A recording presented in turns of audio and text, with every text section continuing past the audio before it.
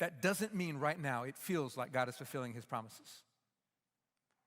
It doesn't mean that every single moment is going to be easy and simple and like, yeah, of course, God wins. I know the story of the cross. I know the resurrection. God wins. Everything's fine. I'm going to be great. That doesn't mean it's going to be easy. Because when all hell is fighting against the promises of God, that can be deeply painful. And there's some of you here right now, and you're learning something about Satan. He is a defeated foe, but if he's got anything going for him, he's a tenacious foe. And he does not accept defeat. He knows his end is coming, and so he's keep on fighting like at some way, somehow he can take down God, even though he knows he can't. And that means he is not going to stop the fight against you or against me. You see it in the book of Exodus. It's the same thing that happens with Pharaoh. Here he is, he's oppressing the people of God, and they keep multiplying, and you would think he would back down, but he's way too dumb for that. He's way too controlled by Satan for that.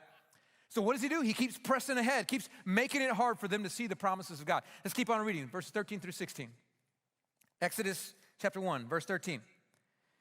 It says, so they ruthlessly made the people of Israel work as slaves and made their lives bitter with hard service in mortar and brick and in all kinds of work in the field. And in all their work, they ruthlessly made them work as slaves.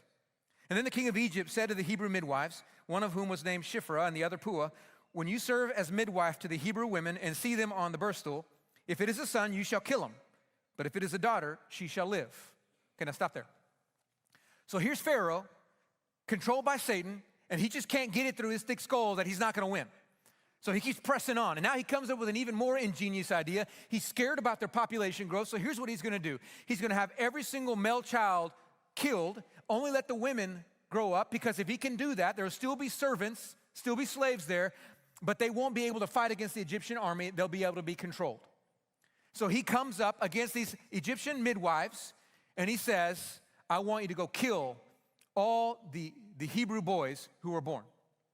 Now, in this moment, I guarantee you, these little Hebrew midwives are going, Lord, doesn't feel like you're fulfilling your promises right now.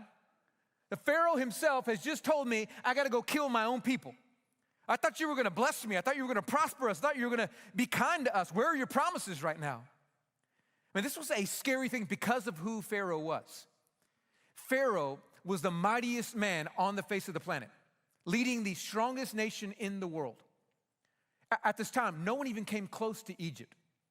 Do you know that the Egyptians were the first people ever to build a structure that was as high as 50 stories? It was the pyramids. The tallest buildings, and they built it back in 2560 BC.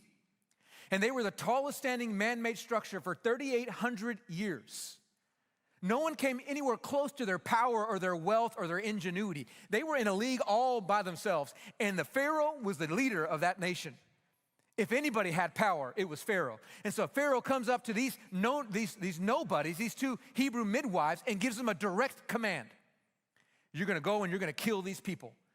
And these poor midwives are going, what do I do now? And you would think they would be terrified.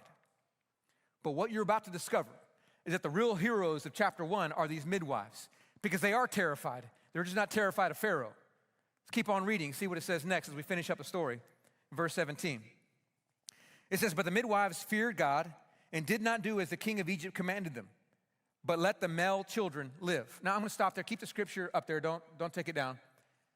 So they said they defied the word of Pharaoh. Before I move on, I want to make sure you understand just how crazy bodacious that is. You know, the highest ranking general in the Egyptian army, if he defied the command of Pharaoh, would be beheaded immediately. How much worse is it going to be for these two Hebrew midwives? This is crazy to defy the Pharaoh. But here's what's even crazier. Not only did they defy the Pharaoh, when they get discovered, they lie to the Pharaoh's face. Keep on reading next, verse 18. So the king of Egypt called the midwives and said to them, why have you done this? And let the male children live. And the midwife said to Pharaoh, because the Hebrew women are not like the Egyptian women. He's saying they're all fluffy little, women who can't handle, like Hebrew women, man, we can have our babies. They're not like Egyptian women, for they are vigorous and give birth before the midwife comes to them. So God dwelt well with the midwives, and the people multiplied and grew very strong. And because the midwives feared God, he gave them families. Now I'm going to stop there. We're going to move on to the next verse next week. But they come to Pharaoh when Pharaoh finds out they're not doing what had been commanded, and they lie to the Pharaoh, saying, they're not like Egyptian women. They just have the baby. The babies pop out before we even get there. Truth is, they were intentionally not killing the babies. They're lying to Pharaoh, which you go, yeah, of course they're lying to Pharaoh. They're trying to protect their own backside. Listen, if you're trying to protect your backside, you don't lie to Pharaoh.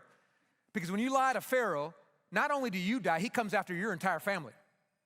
It was a double risk to both resist the command of Pharaoh and then to lie to his face. You want to know why they were willing to do that? Because of what the scripture said. They feared God more than they feared Pharaoh. And if it meant they had to defy Pharaoh to be obedient to God, they were going to be willing to do it.